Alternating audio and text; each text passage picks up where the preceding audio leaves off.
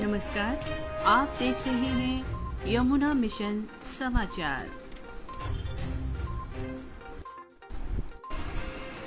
करते हैं बुलेटिन की शुरुआत श्री रमण बिहारी जी के मंगला दर्शन के साथ। ग्रीन मथुरा क्लीन मथुरा के उद्देश्य को अब सफल बना रहा है यमुना मिशन। यमुना मिशन के द्वारा प्रतिदिन द्वारकाधीश मंदिर के आसपास के समस्त क्षेत्रों में यमुना जी के विभिन्न घाटों में जैसे रानी घाट, स्वामी घाट, प्रयाग घाट, विश्राम घाट, सभी जगह स्वच्छता अभियान जारी है।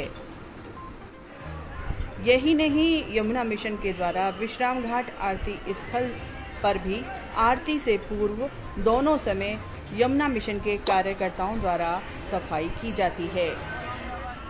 सफाई की इस सुंदर व्यवस्था को देखकर स्थानीय निवासियों को आनंद की अनुभूति हो रही है और विशेष रूप से यमुना मिशन के कार्य के लिए स्थानीय निवासी साधुवाद देते नजर आए। आइए देखते हैं ऐसी ही एक प्रतिक्रिया। पंडा जी राधे राधे। राधे राधे भैया जी, आपका नाम क्या है? मेरा नाम श्री कृष्ण चतुर्वेदी जी, आप देख रहे हैं यमुना मिशन के कार्यों को, कैसा लग रहा है आपको? बहुत सुंदर कार्य कर रहे हैं प्रदीप जी बंसल। उनका कार्य सराहनीय है। सुबह शाम दोनों समय आरती में ये बच्चा आता है, इसके साथ में एक जना और आता है, दोनों मिलके पूर्ण रूप से सफाई की व्यवस्था इन्होंने कर रखी है। दोनों समय आरती की चौकड़ी घाट की सफाई बहुत अच्छा। मैं तो यमुना जी से प्रार्थना करता हूँ कि प्रदीप जी की दीर्घ आयु हो, यशस्वी बने और ऊंची पदवी में पहुँचे, जिससे ब्रज का कोई भी सुधार करा सके अच्छे से अच्छा। बोल यमुना मैया की जय। और आइए अब आपको कराते हैं गौ घाट से श्री यमुना जी की मंगला आरती के आज के दर्शन।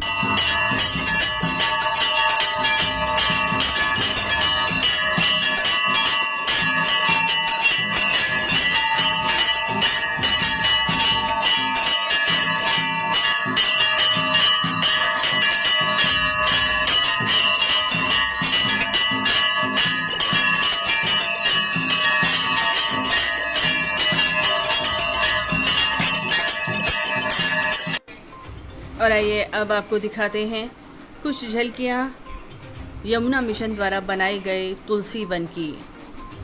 तुलसी वन एक ऐसा क्षेत्र जो डंपिंग यार्ड था और जिसके बनाने में विशेष रूप से कूड़े कचरे का ही प्रयोग किया गया है। कूड़े कचरे के ऊपर लगाए गए ये पेड़ आज खूब फल फूल रहे हैं और विशेष रूप से यहाँ आकर्षण का केंद्र बन रहे हैं।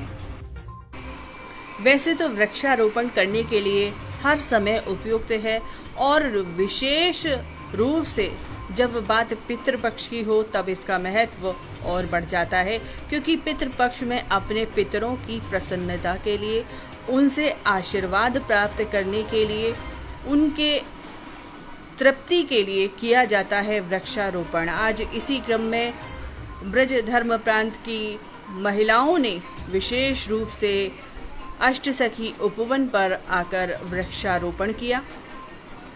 इस अवसर पर सभी महिलाओं में विशेष उत्साह देखते ही बन रहा था और वृक्षारोपण के विषय में सभी ने अपने अपने विचार भी प्रकट किए।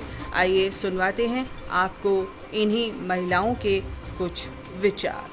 पांडे, मेरा तो जन्म ही यमुना किनारे हुआ था और उसको सुंदरता को हम पहले देखते रहे, लेकिन वक्त रहते सुंदरता बहुत बिगड़ गई यमुना जी की और बीच में बहुत ही गंदे वातावरण रहा। लेकिन यमुना मिशन ने एक बहुत कठिन प्रयास, अथक प्रयास करके यमुना मैया को वाकई सुधार दिया है और वो बहुत अच्छे तरीके। आज बड़ा मन खुश हुआ कि जो हमने अपने जन्म के समय में जिस सुंदरता को यमुना जी को देखा था, आज यमुना मिशन के द्वारा वही सुंदरता साकार हो गई और इतने वृक्षों से हमारा जो पर्यावरण है यमुना जी के किनारे का बिल्कुल शुद्ध हो गया। मैं उनका बड़ा धन्यवाद और आभार करती हूँ जिन्होंने इनमें बहुत मेहनत की। जी, यहाँ पर आए, हमें बहुत ही ज्यादा अच्छा लगा। मैं आज से यहाँ पर 5-6 साल पहले भी आई थी। जब का वातावरण मैंने देखा, जब में बहुत अंतर हो गया है। और वाकई आपकी जो ये टीम है यमुना मिशन की, ये बहुत ही अच्छा काम कर रही है। मैं इस समय आदर्श महिला मंडल जो कि है हमारा ब्रज प्लान का, उसकी तरफ से आई हूँ। ये धर्म यात्रा एक संघ है, ये उसी के एक महिलाओं की इकाई है। और इसमें जो हमारा मेन कॉन्सेप्ट है वो ये है कि हम अपने धर्म के प्रति अपने आगे आने वाली पीढ़ी को वो कराएं, मतलब जानकारियाँ दें। तो इसी क्रम में हमने आज ये पितृपक्ष के रूप में ये कार्यक्रम रखा है, जिससे कि हम अपने पितरों को श्रद्धांजलि के रूप में हम लोगों ने ये दृश्य लगाया। जी, धन्यवाद। बिफोर आफ्टर क्रम में ये दृश्य जो आप देख रहे हैं वृंदा झील का ये दृश्य है।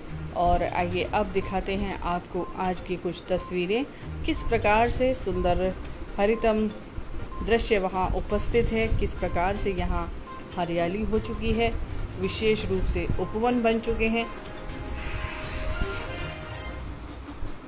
आज गौवंश की स्थिति दयनीय है। गौवंश इधर उधर भूखा प्यासा घूमता रहता है। कई बार तो पॉलीथीन या गंदे कचरे को भी ये खाकर अपने उदर की पूर्ति करता है।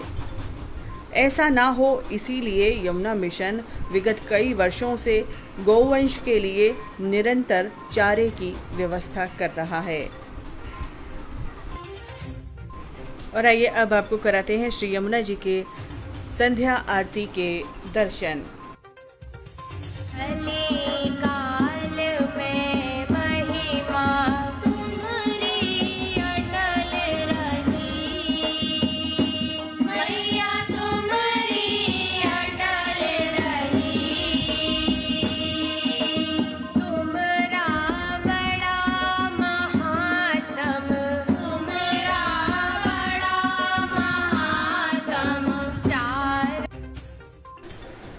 और आइए अब आपको दे दें जानकारी कल के तापमान के संदर्भ में। कल का न्यूनतम तापमान रहेगा 26 डिग्री सेल्सियस, अधिकतम तापमान रहेगा 33 डिग्री सेल्सियस। आसमान साफ रहेगा। ये थे आज के प्रमुख समाचार। अगले अंक में आपसे पुनः भेंट होगी, तब तक के लिए स्वीकार कीजिए हमारा नमस्कार।